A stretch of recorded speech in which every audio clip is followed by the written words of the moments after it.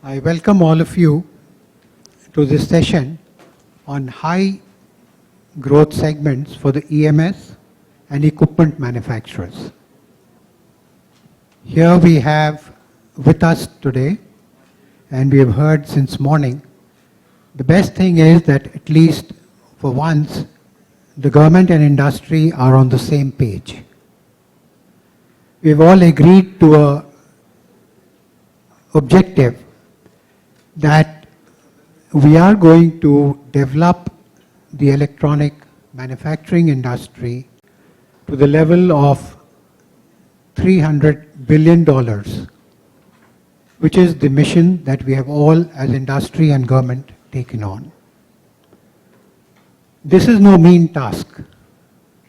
We are talking about a 4.5x growth from the present level of $70 billion going to $300 billion.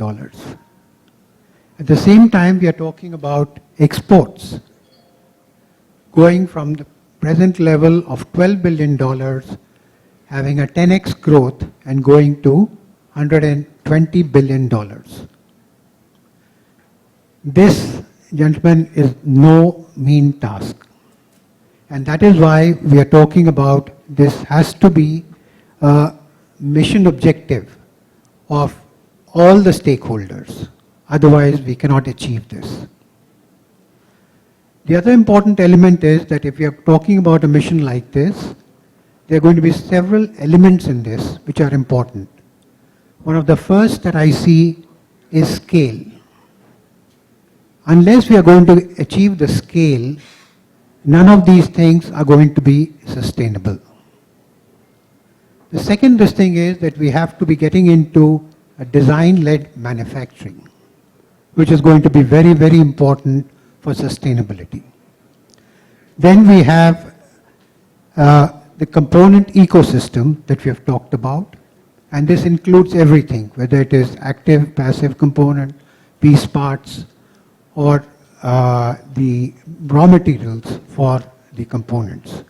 This has to be also manufactured. This also has to be built in. One of the objectives of this whole policies that we are talking about is building Indian champions. Because ultimately, we have to understand that globally also, you're not going to be able to get all companies to grow. If we talk about all companies to grow, then it may not happen at all. So within this, there will be champions which will get created, and we consciously have to nurture these champions. The important thing will be, when we are building these champions, is to also parallelly build make the India brand. Because ultimately, the products have to be sold globally. So making champions and making the India brand. And these champions, one of the responsibilities of these champions will be to develop the supply chain, their supply chains. And in there will be the big role for the MSME industries. So all the MSME players will have to be integrated, and one of the responsibilities of these champions will be to integrate the MSME. This is the kind of cycle that I see will have to get created. And today we have eminent panelists here, and we have people from the EMS industry. Oops, I'm already breaking the chair. Doesn't matter. So, we have people from the EMS industry. Then we have two people from the product industry. And we also have someone from the material industry. I will just briefly introduce my panelists. I'm looking at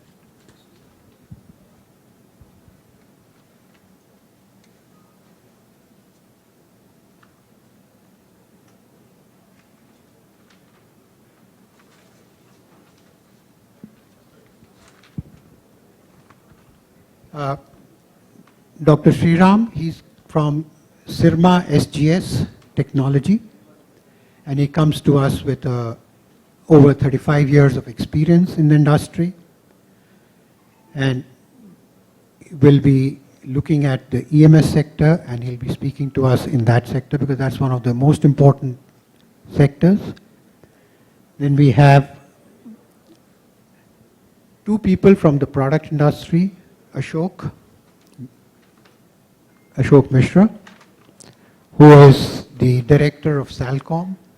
Salcom, if some of you may know, is one of the global companies which has been present in India for a long, long time. And they have also shown the resilience of having had the setback with Nokia going out of here, but they have survived and they're built on that strength. So I welcome you, Ashok. Then we have Mr. Kamal.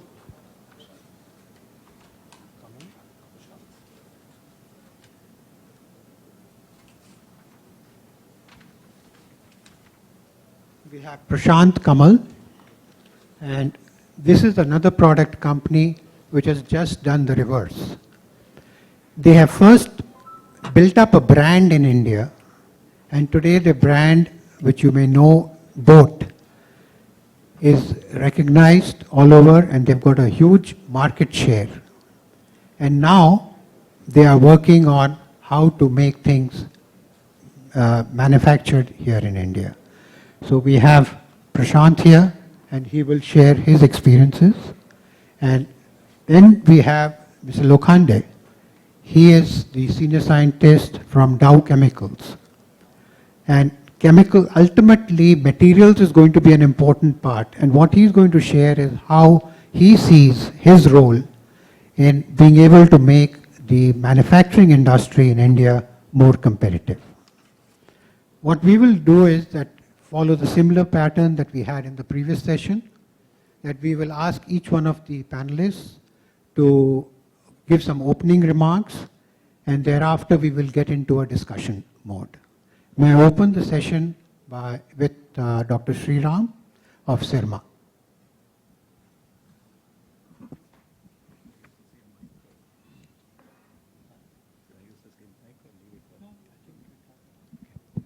Yeah, can you hear me?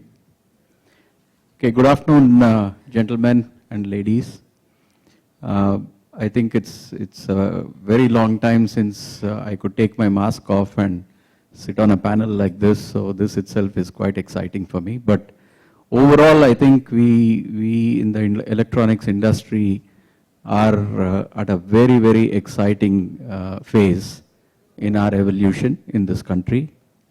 I think between me and my boss, we in fact coined a term internally that we use in Sirma SGS. We say we are at the Y2K moment in electronic hardware right at this time.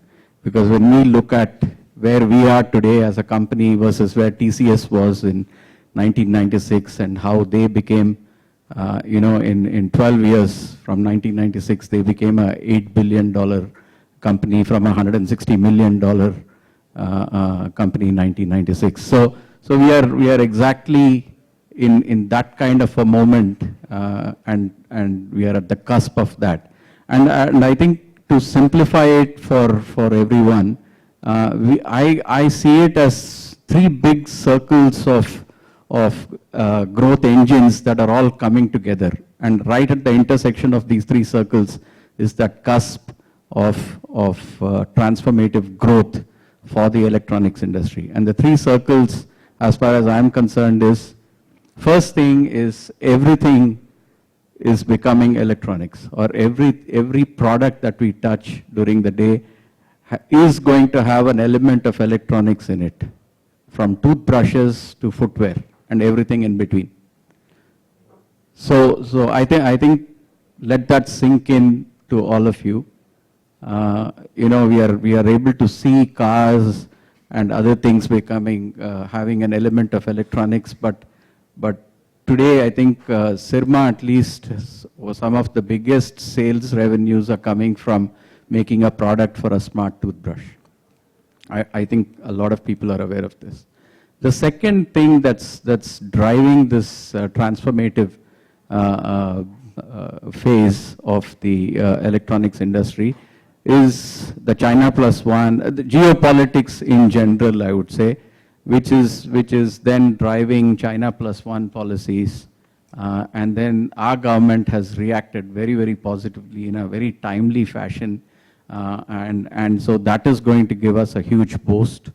So I would say that engine is really coming from the geopolitics that's playing out. Yesterday, in fact, I was with a multinational company customer, and he said, you know, I mean, maybe I shouldn't be quoted outside this room, but he said the Ukraine crisis, the war between Russia and Ukraine, is going to actually have, you know, collateral gains for India much, much more than any damage.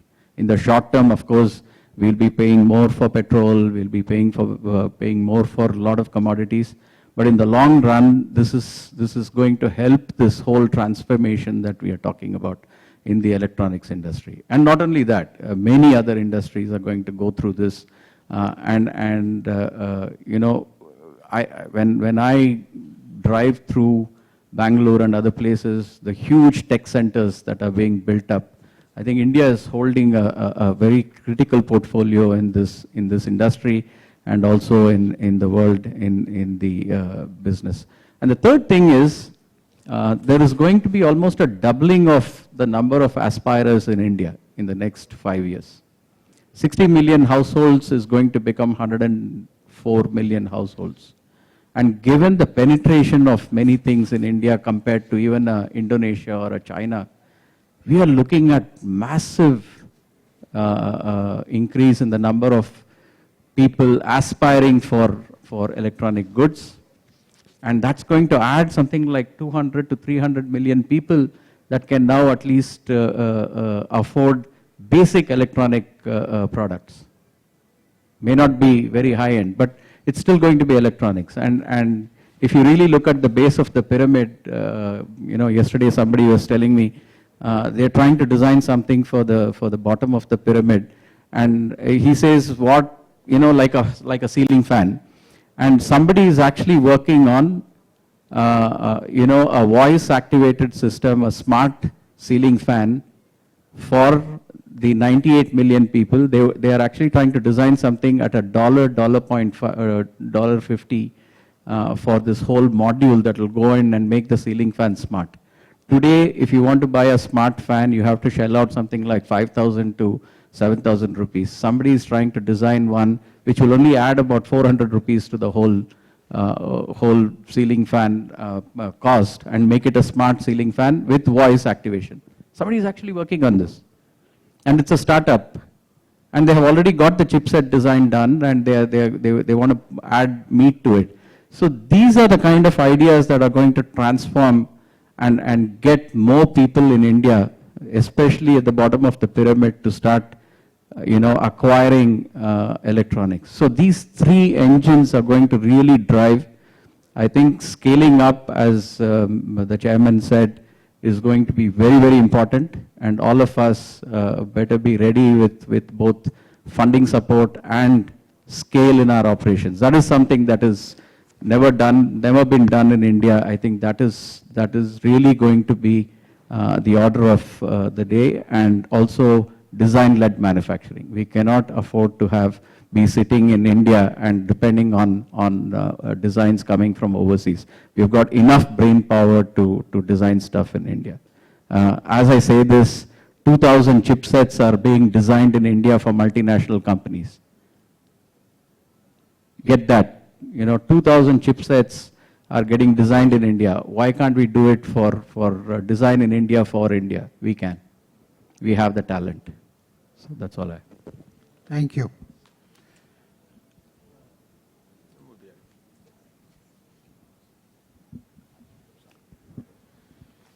I now request Ashok Mishra to give his perspective of how things can happen and what his company is doing. Thank you. Thank you, Sanjeev ji, for the kind introduction.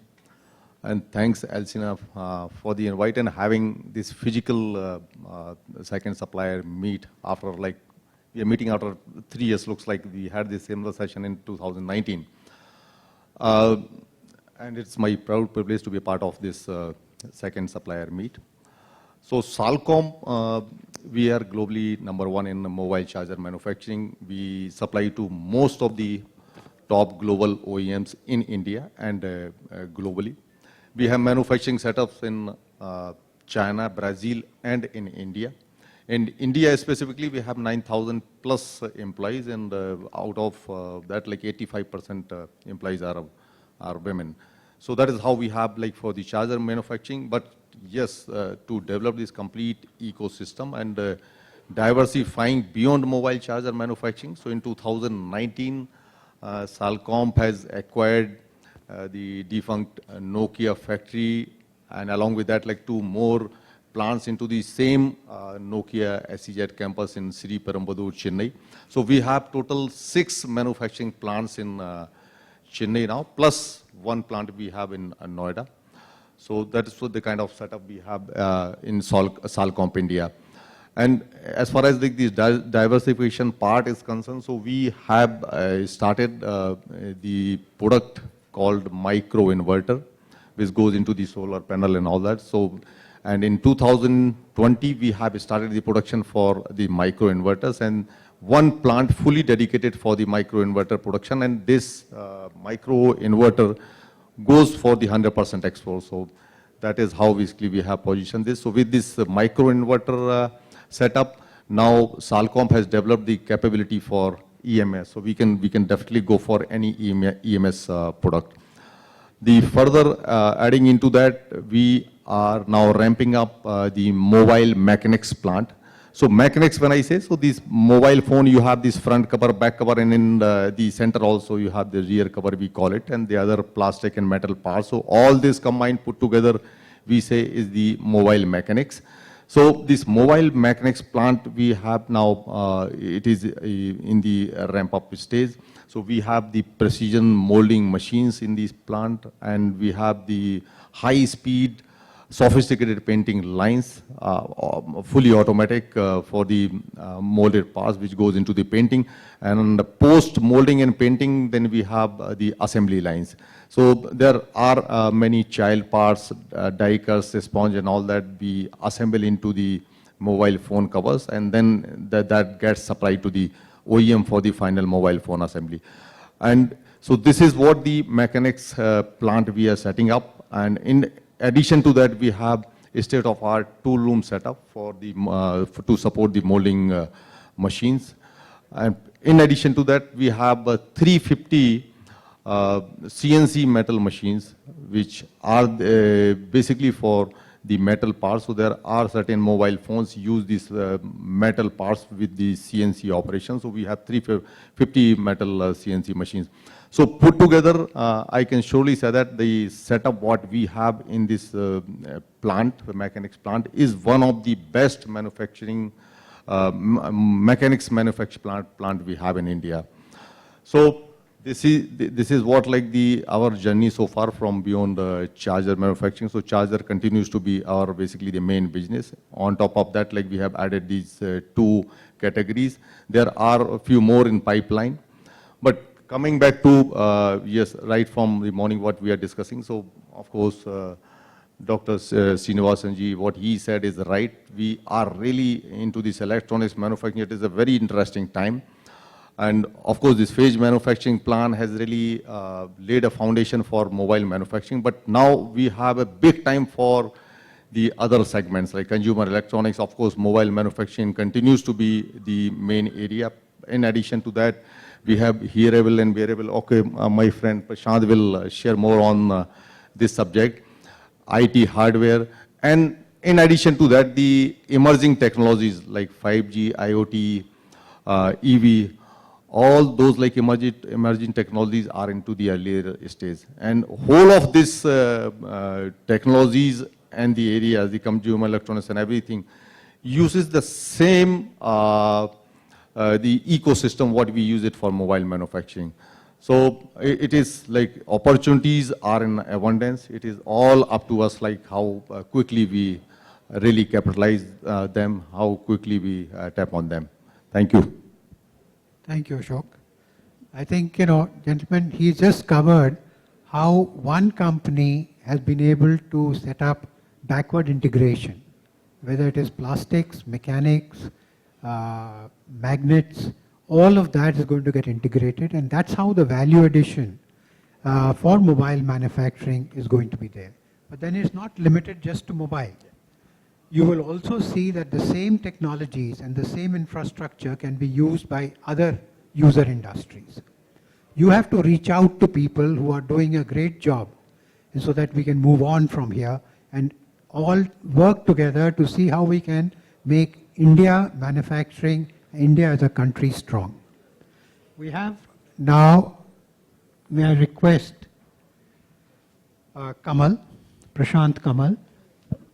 He represents BOAT, as we talked about. They are into the hearable and wearable segment. I'd like to request him to share his views on. Good afternoon.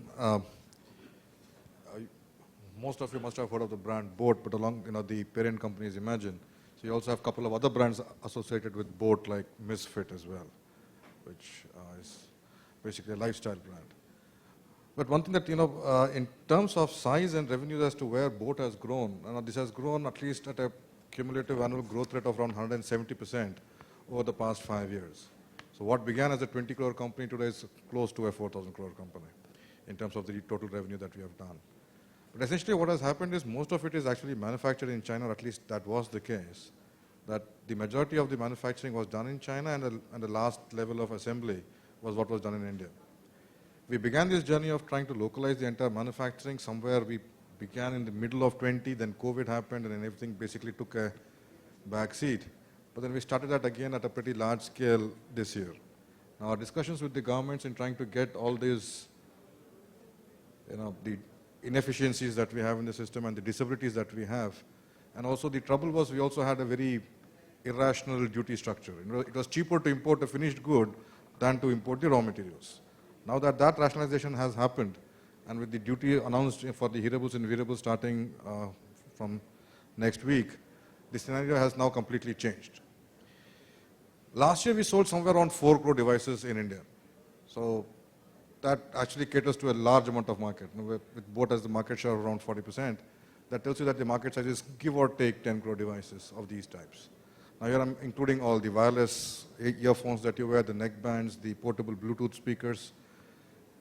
The reason why we couldn't expand these numbers, it was not that the demand wasn't there. The demand was there, but we were not able to fulfill for various reasons. So what we're essentially looking at now, the company like BOAT is focusing on 2 things and 2 things only. We want to do the best product design, and we want to have the right brand management. If you notice, I'm not talking about manufacturing. So the core strength or the core competency of a company like BOAT or a product company like BOAT is essentially to design and to sell. But this is where we would need the right partners who can help us manufacture these. And also in this manufacturing, we also see, in the previous panel somebody mentioned about the difference in the cost of labor. Yeah? The labor cost could potentially be of the ratio 1:4, 1:3. However, the total cost of manufacturing is actually much higher. The entire assembly cost in China could take close to $1 or so, whereas if you try to manufacture the same, you get those components as CKD, and you try to manufacture that here, given that the process isn't as automated or we don't have the right kind of volumes, it still takes around $1.2, $1.3 to manufacture.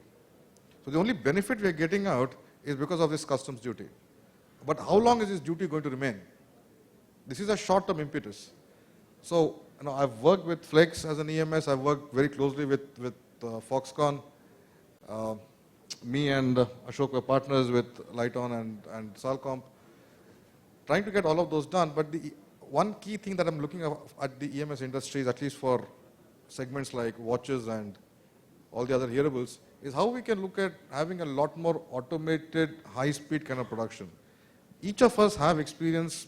I would say almost all of us would have traveled to China at least more than 5 times just to get the hang of how manufacturing happens there. That is a scale of manufacturing and quality and speed that we should be looking at. Because at products like these, the idea for BOAT is to have affordable products. We're not manufacturing a 20,000 rupee device or a 25,000 rupee device. Most of our devices are priced between 1,000 and 2,000. manufacturing cost here starts to play a very key role. The second aspect in terms of components. Now again, if you're talking about the subject in terms of high growth segment, your smartwatches are exploding. Most of us are comparatively slightly older, so most of us would have gotten our first watches when we were probably in our 10th or 12th standards. Yeah? Now kids in 4th or 5th standards demand or need as a smartwatch. The smartwatch segment we are seeing exploding again. This is going to more than quadruple in the next year. Something as simple, like Ashok mentioned about precision molding. We are still not comfortable that anyone can manufacture a smartphone case. Be it plastic, be it zinc, be it stainless steel, be it titanium. Who could help us get that? We could help you design that this is the exact design we want, but we want somebody to help us manufacture that. I go back to something comparatively simpler. All of these devices are now portable. None of us like anything fixed anywhere. So it's all either Bluetooth, basically they all need batteries. Now you also need the EV. So the government has given PLI essentially on the EVs, on the electronic vehicles. But what about the batteries for all of these portable devices? Now the battery that goes into mobile phones is one segment. Each of these, we are looking at something as small as 30 milliamp hours, 200 milliamp hours, 800 milliamp hours. So, for example, your TWS, something I'm not seeing many of you wearing, but your AirPods that you put inside your ear, that's a 30 milliamp hour. But if you look at the volumes, as I just said, we sold 4 crore devices last year. The volumes are there, and we're looking at doubling that as well. Importing this, as again, in the previous panel, somebody mentioned, please don't compare A to A, compare A to the TCO, the total cost of ownership. My fundamental problem is exactly that. The total cost of ownership, but somebody should start manufacturing. And please, we are more than willing to discuss, share, and technically partner. We are willing to put in money as well. Get batteries made in India. You have so many people who are doing EV, a different specific line for electronic industry. I'm not talking specifically about boat, but about this segment per se. Each watch needs a battery. Anything moves needs a battery. None of us are ever talking about manufacturing electronic batteries for electronics here in India. These are these pouch type batteries. Yeah? The investment isn't that heavy. Someone can look at that. Each of these, again, you want touch-based ones, right? So all of these have magnets. These magnets cost 3 rupees to 5 rupees each, some of them are 6 rupees. But again, all of these magnets are 100% imported. I understand neodymium is only samarium, cerium, all of these are essentially Chinese-based minerals. But if somebody can get those minerals and start manufacturing here in India, these neodymium magnets have a huge demand. Again, none of us looking at it. Your small speakers, microphones, speaker assemblies, speaker drivers, microphones are all imported. Not a single manufacturer in India. I understand that we didn't have the demand, we didn't have the size, now we do. Who would want to work? Now again, I'm not talking, I probably didn't finish that sentence. It's not talking about for a brand like Boat. We are willing to work with boats like Noise or boat like Mivi or anybody else. The idea is how do we grow this segment much larger? Again, but I'm just trying to take a page out of Elon Musk's book, where he says, when he gave those patents out for free, the idea was how do you revolutionize the entire electronic car industry, right? See, that's something of those lines that we would like to try that as well. So in terms of the high growth segments, hearables and wearables are at a massive growth pace. You have the right kind of components that you need. And accordingly, to manufacture those at those paces, at those prices, you would need those equipments as well. Thanks. Thank you, Kamal. I think, people must recognize the kind of opportunity that their company is offering us. And this is a high growth segment. It will not be limited only to boat. Once you develop products for boat, this is going to multiply. So whether it is magnets, whether it is speakers, these are the kind of moldings. He talked about moldings. He thinks that, these are opportunities that a lot of the existing companies can take up. A lot of the MSMEs can work with them. And they're also willing to help do hand-holding and also probably get you a technology partner if required. Thank you, Kamal. I think people from here will come up and talk to you, and we'll have some questions subsequently. We have now Ashish Lokhande, and Dow Chemicals, as I mentioned earlier, is a world leader as far as chemical solutions is concerned, and he will share his views with us. Ashish? Thank you, Sanjeev ji. Good afternoon, ladies and gentlemen. I would like to share Dow Chemical perspective in this EMS manufacturing. And I'm proud to, on this platform, that what Ashok ji mentioned about a micro inverter they are manufacturing and exporting to the US. All those reliability on those part was designed and developed by Dow. And it is major material design was done from Dow India with New Zealand R&D team. I'll just take that example. So if you talk about on a micro inverter, as a manufacturer, you need to give a 20 years warranty to that. And that's where it comes reliability as a major part there. Whether protecting a material from the environment, corrosion, impact, and same time giving a cost competitive manufacturing. So that's where Dow India helped Enphase to design a micro inverter, and that is now manufactured at Salcom, and that is get exported to the North America market. I think similarly Dow India is also designing, I'll just give one more example, designing a battery storage system for a Enphase, and which will be again manufactured in China. Now when we talk in this ecosystem, how the material science company is going to work here and what value they are bringing to the table. If you look for currently India Silicon mission, and whatever government has given 76,000 crores for this mission, and what opportunity it's giving for a manufacturer to do a mass scale domestic manufacturing and also look for export. Now when you talk about that, the material science company like Dow play a major role either in R&D, product design, manufacturing and sustainability. And also there are a lot of challenges what you see, new technology bringing on the platform and how you can address that using a material science. I'll just take a few examples here. So for example, if you see currently in a mobile phone application, you see a foldable design is coming up. So whatever earlier a Motorola used to have a foldable design, that is come now a foldable design. And Dow Chemical is help lot of OEMs to design a foldable design. So our material science engineering has helped to get this dream of having a foldable device, foldable mobile phone on a foldable glass mobile phone. Now other things I would like to add on this is when you talk about a 5G, we talk about a lot of IoT devices. Now a lot of IoT devices also come with different challenge, because this all IoT devices is going to work on a same frequency, and there will be chances that there will be a crosstalk in this. So to avoid these crosstalks, a lot of challenges, Dow Chemical is also bringing a lot of electromagnetic shielding adhesive on this market. Now as Prashant ji mentioned, the challenges for the mass scale or the mass production.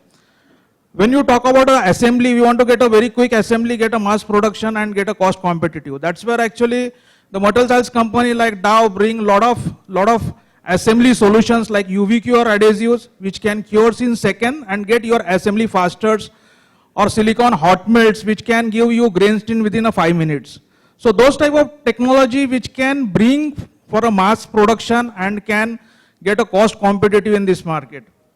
The other 2 points I would like to touch here, one is a reliability, and when we talk about a domestic manufacturing or export, we should have a reliability component on the part, and that's where if you see a Dow Chemical from the material science point of view bring lot of weather or environment protection in terms of silicon based encapsulant. We also bring a lot of thermal management material, because you see going forward these devices is going to become smaller and smaller.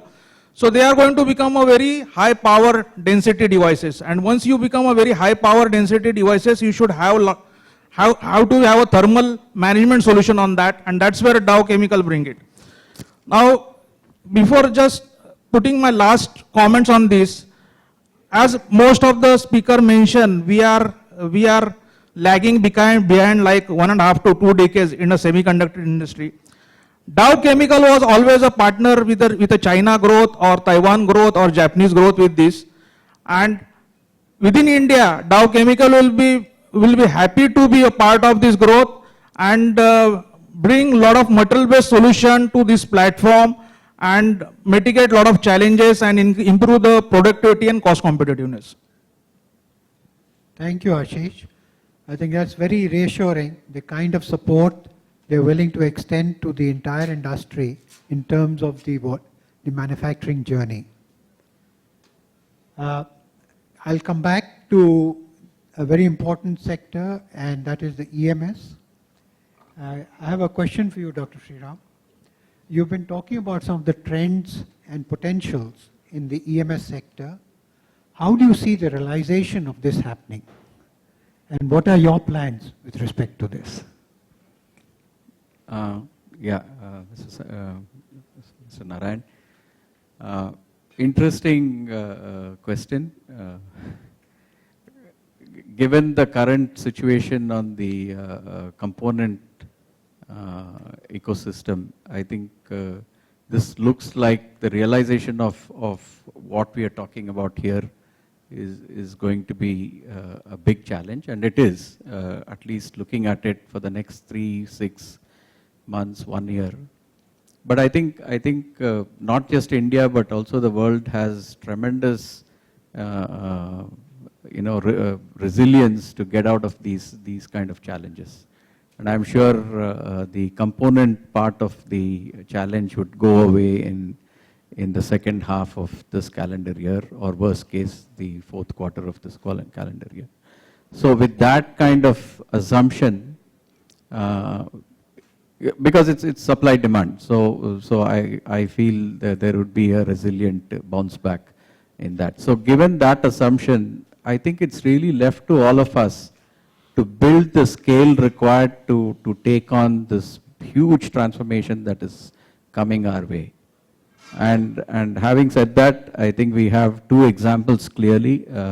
Salcomp is already showing us the way that this is how you do it. You build scale for not only the Indian market, but also for the global market.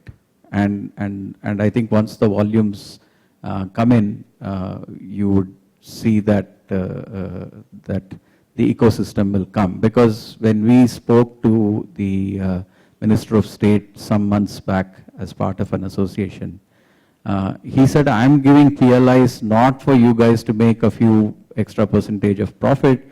I'm giving PLI because I expect many of you to bring the component ecosystem to this country. So I think government's thought process on this is very deep and very long term. So it's not about we making that 3-4% additional, which helps in the handicaps we have today. But in addition to that, I think they are playing a much bigger game. And I think the theme of this conference is also creating a credible ecosystem for components. I'm sure India will move. I think morning Vinod had some very good points how the automotive industry did it. I think we went for, I was part of that industry for 17 years before I came to electronics. So I can tell you 1 or 2 things, and he was absolutely right that we did a lot of vendor development, not only at the tier 1 level, but also at the tier 2 level. Because 96, when Hyundai just was coming into the country, for the next 2 years, it was sleepless nights for all of us. We were all working along with the Koreans in Hyundai 16, 18 hours a day. We had to run at their speed, but thankfully, many of us in this country did that, and then we look back and see that we have developed a very credible ecosystem for auto components. And I think this is the moment for the electronics ecosystem to develop, and I think that will come. And when we are called for battle, I think we should be ready. I always have said this, but I'll say it again. I think developing a credible ecosystem for components is no longer just business, it's a national priority. I think Vinod stopped short of saying this phrase or using this phrase, but I will use it. It is a matter of national priority. I am told that a lot of these big companies with a lot of cash on their balance sheets are being nudged to set up something in the component ecosystem. This is informal news that I can share with you.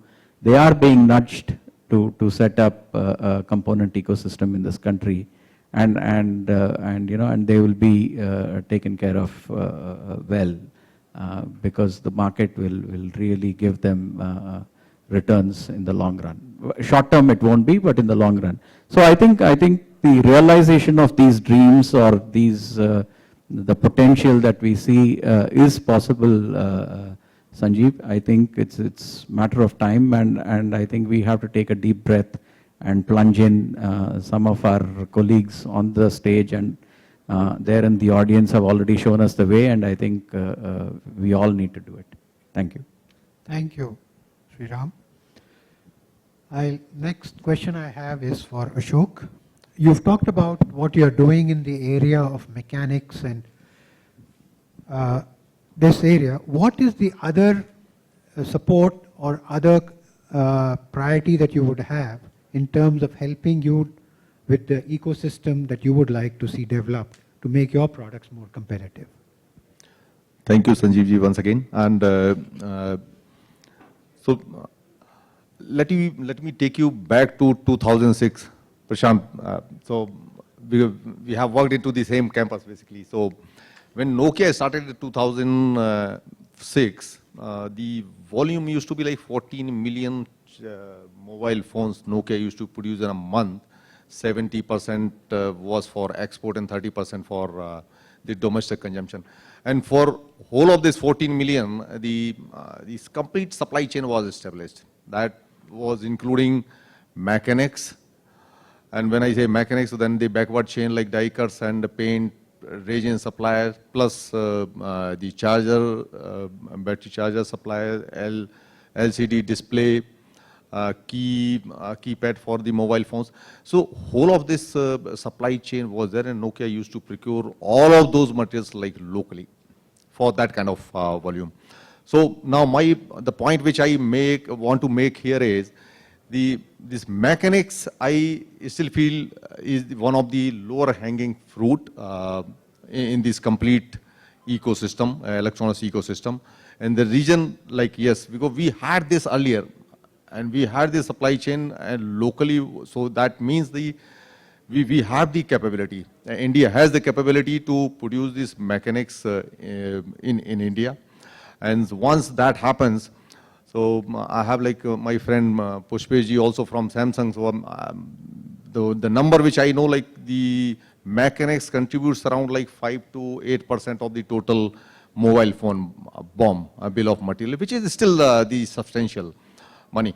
And when I say this mechanics, so mechanics does not mean only the molding, painting, and the assembly operations. Then it goes to the complete, the backward integration. So these reagent suppliers, and then we have the painting suppliers in India, and all those child parts, including die cuts and all that. So this complete supply chain will get established. So it is not only from a revenue perspective that we should have the mechanics in place. This is one of the sector which will have like the huge opportunity and will employ many people, which is anyway first and foremost priority for all of us to have more employment generation. So this is what I'll say to conclude, that the mechanics is the one lower hanging fruit in this complete ecosystem, and India had the capability earlier.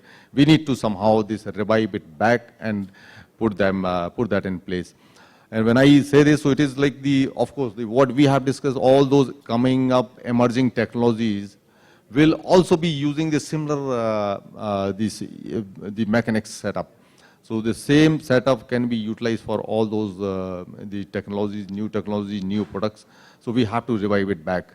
And the last one, for the charger mechanics, like yes, India has the sufficient capacity, sufficient capability, everything. So this needs to be somehow restricted to for the imports. So with that, basically, I'll say my first priority for the complete ecosystem is like the mechanics. as a whole. Thank you. Thank you, Ashok. If I may just add, sir, or at least I have a slightly differing opinion, because the question was, about regarding what we can do more with the EMS. Yeah. With the duty structure, again, I'm speaking about my segment, which is hearables and wearables. Now, for hearables and wearables, now that the import duty for the components has become zero, I would say the priority for this segment has to be to ensure that your manufacturability and your manufacturing costs are extremely competitive, or at least as competitive as you can get it in China. So at least my focus has been this year, or is this year, to ensure that we produce at least 80% of all that we sell to be manufactured in India. So we have partnered with Amber, we have partnered with Dixon, and I'm trying to get all of this assembly work out of the way. Automate it as much as possible. So all your automating equipments in terms of simple stuff like glue dispensing, automated soldering, because all of these are really, really small devices. You just need to sit down and solder. But if you can get these things right, and with these volumes, that is when all of us can then start to export. Because many of us are talking about exporting, and we talk about export to Europe and US. I would say, as far as I am concerned, the day we are successful is when we start to export back to China. When China buys from us, that is when we are manufacturing done. Yeah? Because otherwise, when you're competing with China, the victory is when you go into his house. And to get that done, let's get this year, let's get manufacturing out of the way. Automation done, training done, factories done.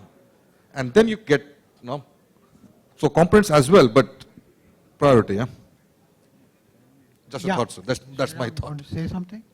Yeah, Prashant, I completely appreciate what you're saying. I've been a big proponent of automation everywhere I've worked, but I beg to differ on one point. See, we are delivering a component to the European and US market last 4 years. Every year we deliver about 150 million of these. It's a 13-step process that we go through to make this component, which goes into a smart toothbrush. We have delivered minimum 100 million and between 100 and 140 million which means every day you have to deliver about 500,000. And we do all our soldering by manual. Just that it needs training, because we are sitting in India and we are saying we are here to create employment, and we say let's automate the hell out of everything. And by the way, this 13-step process, it's the BOM cost is almost 60%, but we sell this at 18 cents. So it is possible in India. You can derive efficiencies as you get used to it. I think we have never had a chance to deliver large volumes like that. Before we figure out how to deliver large volumes, just because somebody is giving 2 cents less, they will go away. I think the customer just stayed with us for the last 5 years because we designed and co-created this component. So it is possible. I think we are also here as responsible businessmen to create employment for our people. Just in soldering, we have almost more than 1,200 people doing this. We have trained them, skilled them. We lose a lot of them to other companies which poach the hell out of us on these people. But we said, look, let's just keep training these people, skilling up these people. Because a girl who couldn't even walk straight on day one, after we put her through the skill development, in 6 months she's able to attend an interview at Foxconn or Rising Star or Flextronics and get herself a job. What better national service we can do than make people gainfully employed or skill them up so that they are completely empowered. And these are girls from villages. So really, I think automation is a good way where it is quality critical, where nobody can do it. It's too skilled, de-skilling. But I think we have fantastic skills, skillable people, with hand skills. You just have to scratch the surface. You will find them, and they're dying to work in a good environment at a good salary, and in a dignified way. So that's just a Point taken, sir. So I'm just saying, we just need to find the right balance. absolutely. The right balance. Absolutely. And I invite you to come to Sirma SGS. We'll show you all this, and maybe we'll get some business from both. I think you have another possible EMS partner available right here. Yeah, that's exactly what I said. Great. Prashant, I have one other question for you before we move on. What are you doing in terms of R&D and supporting this with respect to making that more in India now? Is there something in this area also that your company is doing? And how do you see that that will help in terms of your both competitiveness and your challenge of exporting back to China? Right. We have a large center in Bangalore, which is called the Boat Labs. So the Boat Labs is the one which is doing the R&D for all our, at least for the electronics for now. For the mechanical design is still a comparatively open subject. But what we were doing so far was depending on the design houses in China. But starting this year, or actually towards the end of last year and this year, we're going to actually productionize it in the next few months, is that basically all of these chipsets in these segments comes with those chipset manufacturers, and you have those platforms. So we're now working with those chipset suppliers directly and having those platforms developed in-house now. So now, for example, people like Aerohas and BES and all of our Qualcomm also being an investor in boAt, so we have a Qualcomm chipset platform. So that entire platform firmware is now written in-house. It has been designed in-house now. So your automatic noise cancellation, environment noise cancellation, all of that is done. So those platforms are being built. So we are working very strongly on the electronic side and the audio side. There's still some work to be done on the mechanical side. This is regarding the wearables. So on the hearables. On the wearables, on the watch side, boAt realized that we were slightly behind the curve on this, so we bought this company called Kaha. So Kaha has the software center in Bangalore. So this is a Singapore-based company. But now the entire design phase of these watches, at least the electronics, software and firmware, is now also being written in-house in Bangalore. So this is also a company that is now part of boAt. So the idea is very clear, sir. By the end of FY23, which is the next 12 months and 1 week, 80% of our devices are in-house owned and designed. So all the old designs are being phased out. All the new ones will be completely owned by us, except the mechanics. That will buy. Excellent. I think this is the way forward. A company first did the marketing, got their brand acceptability, and now has started the manufacturing and also into design. Because I think unless we are going to have ownership of design, long-term survival will not be possible. I think that's one thing that we have to understand and accept. So we have to also then integrate a lot of the design companies. You see, design today in India, when we are talking about, I'm not talking of the chip design, I'm talking about the basic design. It's still being done in very small MSME, tiny, unorganized sector. I think as large companies, as companies who aspire to be national champions, we need to also integrate some of the design companies and try and bring them into the mainstream. Because our survival will also depend on how well we are able to integrate this process. So besides components, let's also start focusing on design and bringing more and more elements into this. And I think a lot of the startup system, these people can, once we give them these challenges, I'm sure they can come up with excellent designs for our products. Maybe that's why boAt is called Imagine Marketing. Ashish, would you like to throw a little bit light on what you can be offering companies here who are trying to compete Yes. now?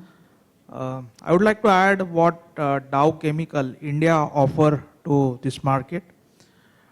Now, Dow is a global company which have a lot of manufacturing footprint worldwide. We also have 3 manufacturing plant in India. 2 are in south part and one in west part. Now, looking at this market, what Dow Chemical is taken a position. So, we are going to do a lot of localization, make in India, and align our strategy more towards the Atmanirbhar Bharat. So in that, what we are doing a lot of toll manufacturing so that we can do a cost competitive. Second thing what we are doing is a lot of technology driven material science which we are bringing to the India, and we try to do that localized packing. And once this market become more lucrative, we may go for a silicon-based manufacturing in India.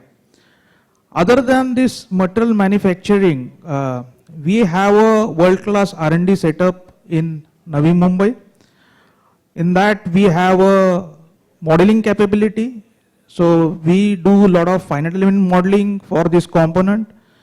We have a lot of material science development scientists there. So we do a lot of localization for a local need, not to depend on a global partner or global R&D. We have a localized R&D which can help to get a more customized product for the companies like Salcom or Dixon or both. Second thing, we have a lot of analytical test lab which help to get a reliability part for this EMS partner to do a certification or do a more of a warranty type of things like 85 test and give a product reliability, how product will be after 20 years. So those types of values as a material science company, Dow India is bringing for most of this EMS partner. Thank you, Ashish. I think we're running out of time. And may I just throw the session open to the audience here, if there are any specific questions which we can try and answer for you. Are there any questions? All right, I'm sure all of you are hungry. But all I can say is, in summary, that this whole market is available, and there are a large number of companies who are working towards making this dream a reality. It is for you to engage with such companies, and I'm sure there will be a lot of hand-holding that will be done, and we'll try and follow the principle that the auto industry followed in the 80s and 90s. And that's all we can promise you, but please get in touch with whatever you have in terms of any needs that you have, anything that you would like to work with any of the companies here. We at Elsina would be happy to facilitate this. Anything, last comment from any of you people that you would like to? Okay, with that, we will close this session.